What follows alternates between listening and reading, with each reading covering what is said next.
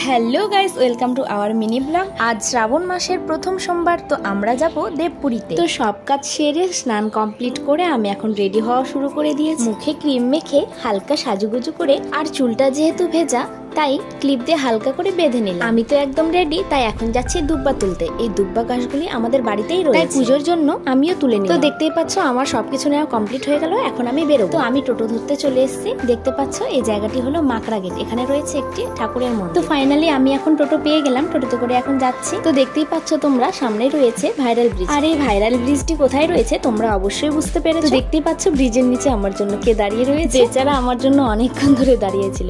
So কোনো ব্যাপার না, আমিও ওর জন্য অনেকক্ষণ দাঁড়িয়ে থাকি। মুখে কি স্মাইল। তো দেখতেই পাচ্ছ বাইকে উঠে পড়লাম। তো এই শ্রাবণ মাসের প্রথম সোমবারে বাবা ভোলেনাথের মাথায় কে কে জল ঢেলেছো অবশ্যই কমেন্টে জানাবে। তো দেখতে দেখতে ফাইনালি আমরা পৌঁছে গেলাম দেবপুরীতে। প্রথমেই ফ্রেশ হয়ে মন্দিরের ঘন্টা বাজিয়ে ভিতরে প্রবেশ করলাম। তারপরে উপরে উঠলাম।